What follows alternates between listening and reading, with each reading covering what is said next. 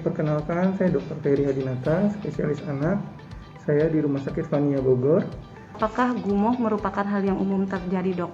Ya. Seringkali anak-anak kan ketika menyusui maupun menyusui dari ASI ataupun dari susu formula itu sering mengalami gumoh, dok. Silakan, dokter. Iya, gumoh itu merupakan hal yang umum terjadi pada bayi ya. Nah, kita harus tahu dulu definisi dari gumoh. Gumoh itu adalah keluarnya cairan atau susu atau makanan yang baru saja ditelan oleh bayi. Ya, prosesnya ini masih termasuk normal pada usia bayi. Biasanya terjadi pada usia 0 sampai 3 bulan dan biasanya mulai berkurang pada usia 7 sampai 8 bulan dan mulai menghilang pada usia 1 tahun.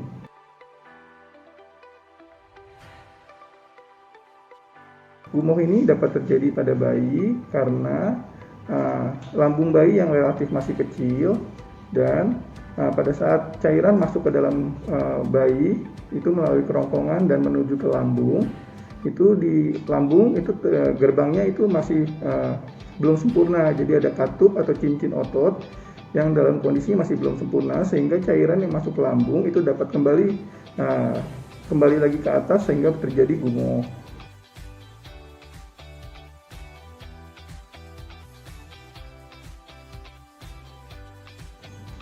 Dokter, pertanyaan terakhir nih, dok. Cara menyusui seperti apa yang bisa mengurangi bayi tidak gumoh? Sedangkan banyak orang tua mungkin yang belum tahu nih, dok.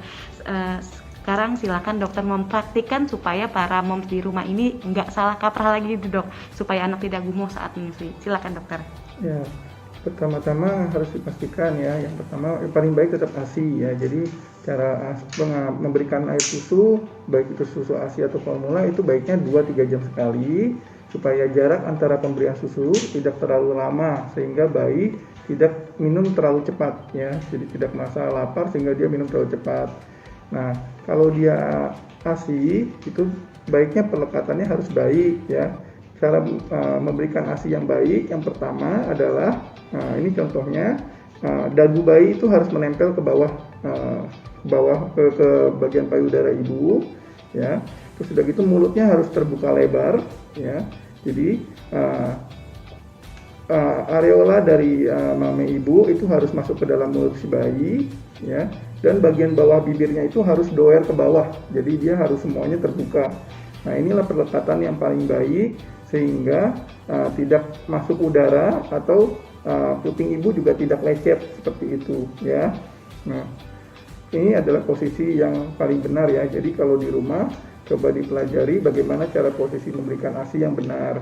Kalau untuk pemberian dalam bentuk dot, itu pastikan lubang dotnya itu sesuai dengan usia bayi ya. Jadi jangan pada usia bayi yang kecil lubangnya terlalu besar sehingga nanti ya pada saat bayi mengkonsumsi pakai dot dia akan terlalu banyak menerima susunya karena lubangnya terlalu besar seperti itu.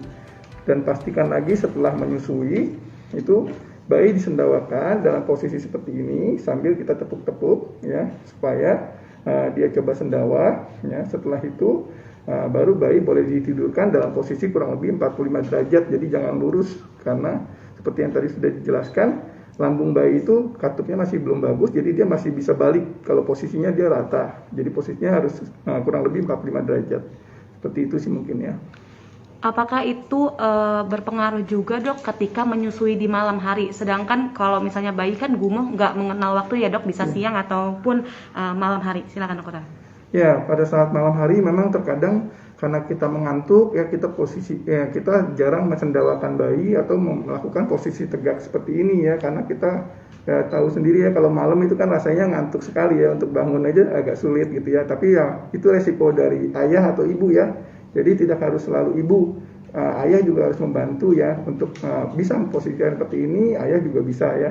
Jadi tetap baiknya setiap dia menyusui baik pagi atau malam tetap disendawakan terlebih dahulu ya, supaya dia tidak mengalami gumoh. Dokter tadi menyebut tentang ayah, ini pertanyaan bonus ya, dok ya. Apa sih, dok, peran ayah ketika anak sedang menyusui, dok? Apakah sebegitu pentingnya sama dengan ibu ataukah hanya ibu saja, dokter? Silakan. Ya. Peran ayah sangat penting ya pada proses menyusui. Walaupun misalnya bayinya minum ASI eksklusif, kan hanya dari puting ibu ya, tapi tetap ayah harus memberikan bantuan kepada ibu, baik bantuan misalnya menemani ibu pada saat menyusui walaupun malam hari ya, karena kan dengan ditemani dia mungkin akan lebih semangat seperti itu ya.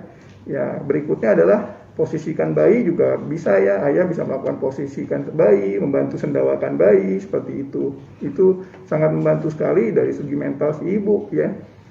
Jadi nggak cuma ibu doang ya dok, ada peranan ayah juga di sini yang membantu menyusui. Ya, walaupun hanya dari payudara ibu, tetap ayah mesti berperan membantu untuk meningkatkan mental dari si ibu supaya ASI-nya juga produksinya lebih lancar seperti itu.